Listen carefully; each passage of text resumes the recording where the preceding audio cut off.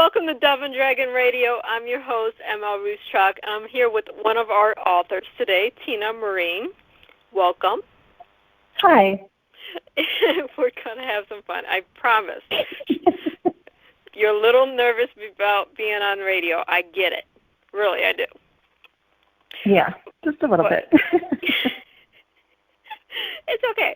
I don't bite. If I did, we'd have some trouble a year ago. So we have several books of yours through Dove and Dragon right now. We have the Uniform and Lace series, so we're going to start there. We started off with Volition, and you want to go from there and let our listeners know a little bit about the series. Yeah, so the story's about it's written from Tessa's point of view. She's in the military, and she's sort of a spirit, freewheeling. And the first book is Volition. And then she meets somebody, obviously, on deployment. It is a romance. And the second book is written from Noah's point of view. The third is not quite written yet, and that's Veneration. So... Yeah, we have a few of them. And well, you have Vex in there, but it's not really from one or the other, but it's there. Yeah, that's the second book. And Impasse just came out earlier this year, or last year, rather. Yes, that one is a Uniform and Lace romance, but it is different characters. So when I was coming up with the first series, which is Volition, Vex, and Veneration, they were the Uniform and Lace romance series. But then, having been in the military, I like to write about military characters, and so it made sense to create this series so that it wasn't just a 3-book series, but it was actually just a series of military characters. And so Impasse is part of the series, but it is a standalone. Awesome. And then we have something a little bit different, which is Dare to Breathe.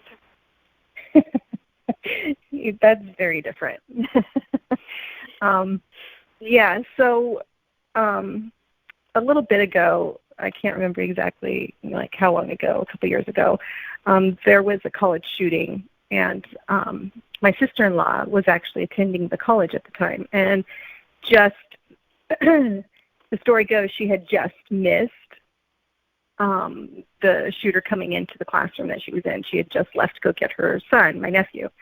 And so I was inspired to read Dare to Breathe, and it is about the School of Journalism at a university getting taken over, and a girl a college student who hides in the air duct. And while she's in the air duct, she is able to still text. And ironically, there's a thread of romance in that as well. There's a character who really pulls her through and helps her through that. So yeah, we have the whole, oh my God, we're dying, and I love you at the same time. It was fun to write. Now, we have one that's not with Dove and Dragon. It's through one of your anthologies with Wild Dreams Publishing. With is Hush the Fairs. Now, I'm not sure what the name of the story is with that one. That one is Roads to Desire. See. So we have Roads. Oh, that makes so much more sense now in my head. Yeah. Well, so the Hush the Fairs is a forbidden love anthology. And so the take on it was we had to write romance that was forbidden in some way. And I couldn't quite wrap my brain completely around it, so it's not as hardcore probably as some of the other authors. But mine is about two characters who have a romantic past and then find out that they're going to be siblings through marriage. And so that's the taboo piece that's in there.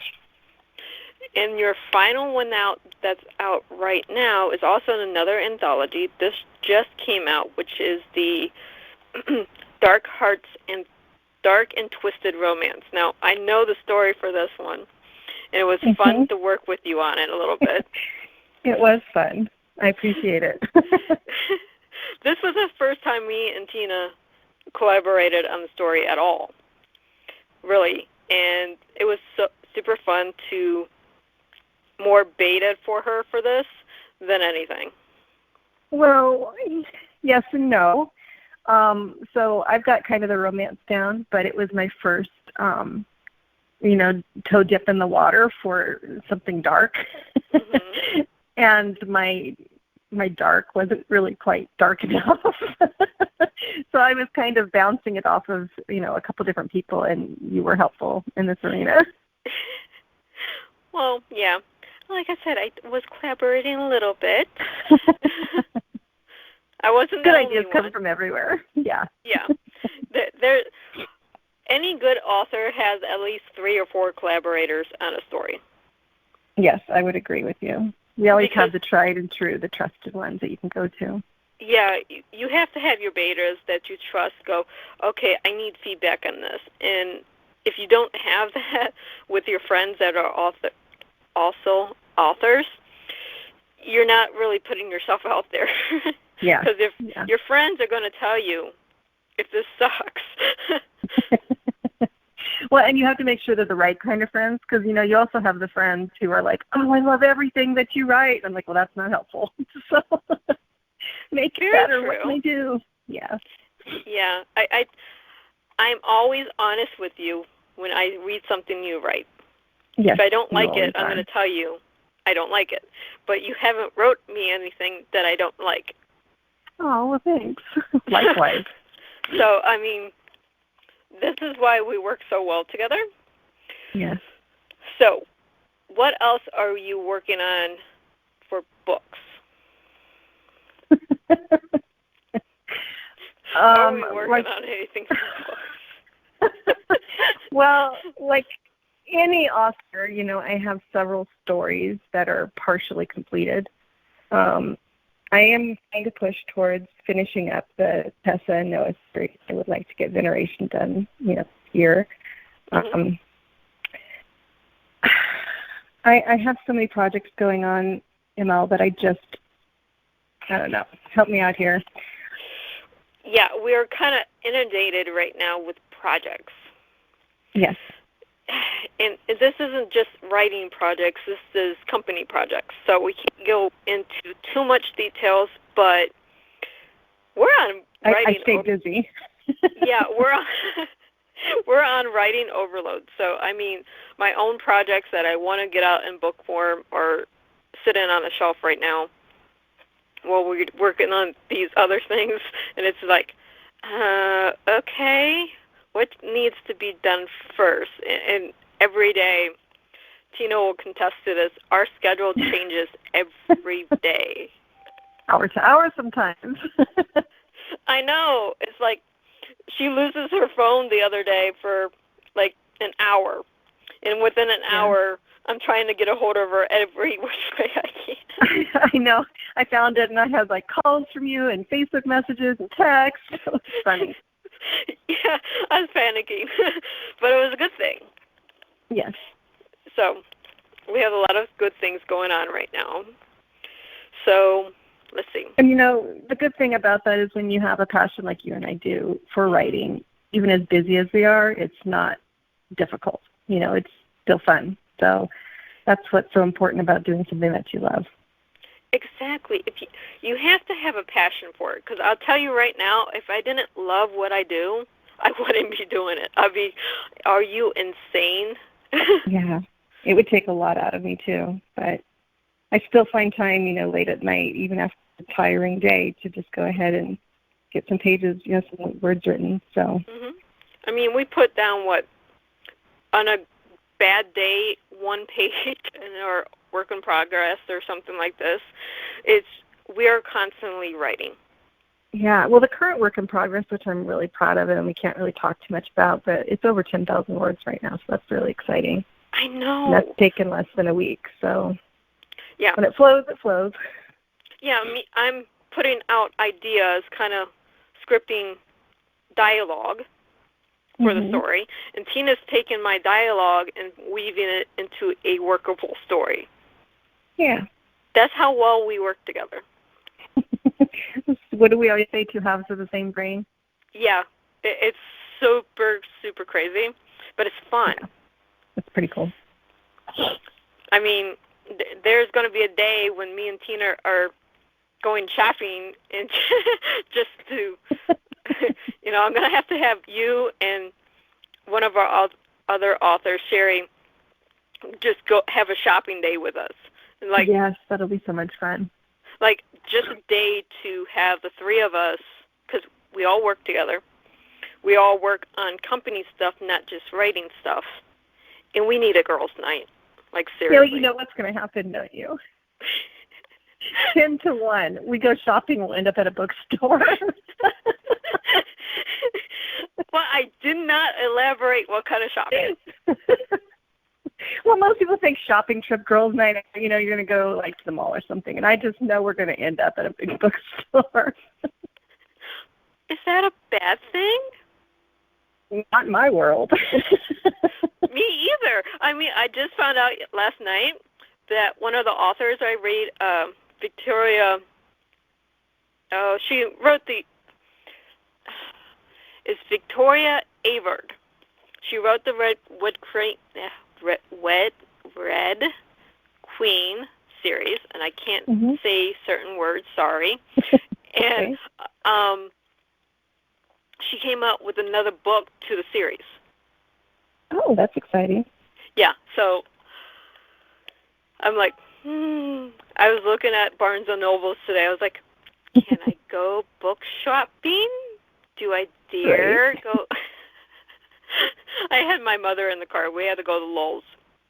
And I was like, right there's a bookstore. Can I go to the bookstore? You drove past it on purpose. Well, the only way to get to our Lowe's is to go past the bookstore. Oh, how funny. So, and that's right next door to Lowe's. Well, that's a good shopping trip. I'll tell you what, though, every time we go to Portland, Oregon, they have Powell's bookstore, and I always, because I'm sort of the itinerary person, so I always make sure that our day trips, our walking trips, whatever we're doing, we usually end up going past Powell's more than once. I mean, what was it, 2 years ago? We ended up going 4 times in 3 days. It was really funny. But that is funny. My kind of vacation. I know, right? I mean, seriously. You put an author near a bookstore, I guarantee we're going to spend money at the bookstore. Yes. Dangerously true. Like, seriously? We have, in my house right now, I have 6 bookshelves packed with books. I still have books in boxes. In boxes. Yeah. And I'm like, but I need more books. I don't have bookshelves for all my books right now, and I want more books. Isn't that funny? I mean, what else does an author do? We don't watch TV. Seriously. Like, we might watch a movie here and there, but we don't binge watch TV. Well, there is. Wait. Sometimes. Because you know how, I'm going to sound like a crazy person, but any author is going to totally get what I'm saying, which is you write when the voices are speaking. Mm-hmm. And so that does not mean that I'm like split personality or that I'm like have all these crazy voices in my head. But when the characters are actually like wanting to get the story out, then you have to write. But when they're kind of turned off, that's when I like binge my TV shows. See, I don't have an off button. Wow. Yeah. Stress is my off button. Yeah, I don't have an off button. I'm always writing. Nighttime, I have to be sedated to sleep all night because otherwise I'll forget to sleep. Wow. I don't have an off button. I'll go for days with only a little bit of sleep and then crash, but that's only when the characters are talking to me. Yeah, that is my normal. So every night when I meditate, right after that I take some medicine so I can go to sleep, because otherwise I'll meditate, the voices start talking, and then I'm writing again. Yeah. Well, that's called talent, hon. It's called being neurotic for writing. Well, yeah, there's another reason why we work so well, right? Exactly. We both get our crazy. Okay, so statistics, which are made up numbers anyways, say that authors all have some type of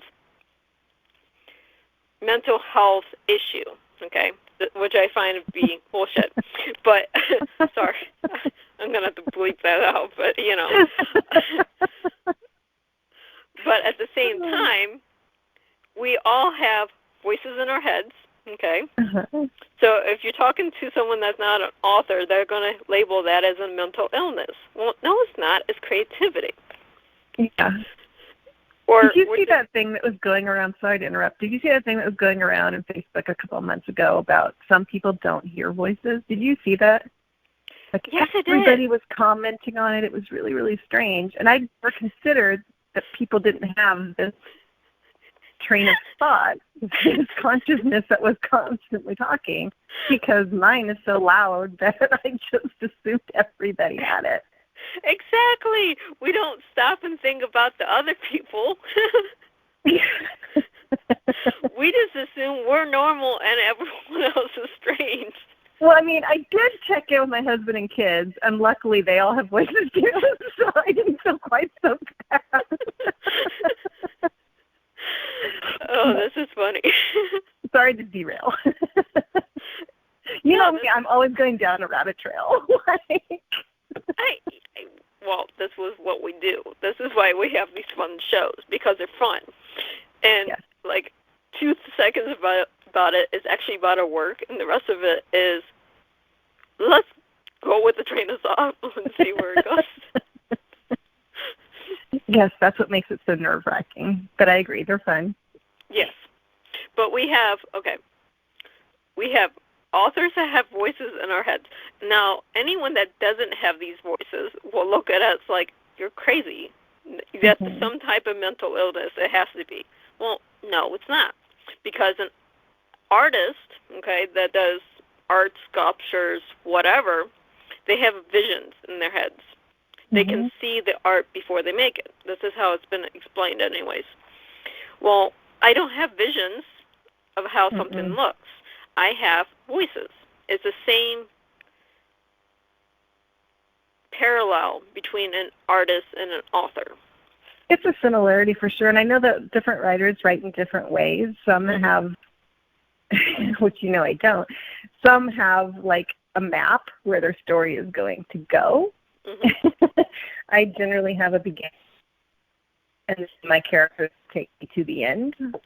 And sometimes where I think I'm headed is not at all where the story ends up. I mean, kind of like the work in progress that we have right now, there were characters that we thought we were going to have doing certain things, and I invented new characters that are doing those things. So it's more like, okay, the characters say, no, you're not doing this. I don't like to be able to do this. I want someone else to do it. Yep, or the new one raises his hand and is like, hey, it's my turn, this is my place. Yeah, it's all over. And, I mean, we're getting positive feedback on that, so it's good. There are roadmaps that we have to go to, but how we get there is up to us. As long as we hit I was just talking kind of in general, like in general. I know that some people actually, like, sketch them out, you know, or they'll do an outline, or James Patterson is notorious for his outlines. Yeah. He has a room that he has the color of a character shirt, how many buttons per chapter. He does this, what they're wearing, and he's notorious for his outlining. There's I forget the other author does 120-page outline before he does a book. Yeah, I can't do that. I think if it was that too constricted for me, like too constructed, that I don't like to follow the rules, so I probably will like skew off my own outline on purpose just because I didn't like the parameters I set up for myself. Yeah, it's you have to be able to be fluid. Yes, good word. Absolutely.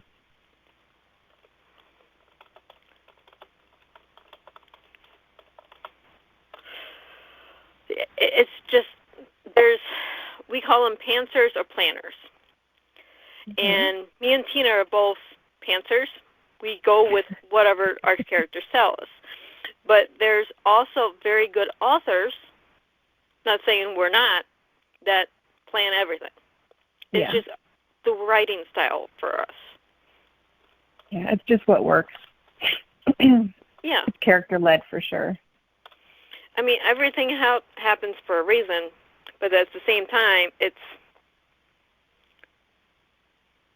Well, it's kind of like this. I don't mean to jump in. Can you hear me? Yeah. So, Volition was meant to be a standalone. But my characters really didn't want for that to happen because I couldn't, it's a long book, you know it's long. Mm-hmm. And I really couldn't wrap up the entire story. There was just too much going on.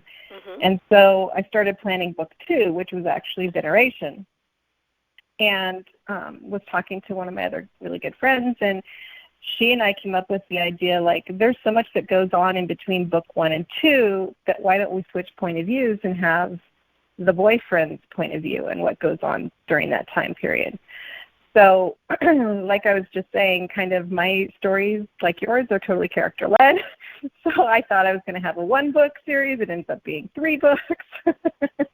And, of course, lots of things go on in it, lots of twists and turns. But anyway, things I hadn't planned for sure. Right. It's just everything is going on at one time. Mm-hmm. So, but we're almost out of time. So where can our listeners find you?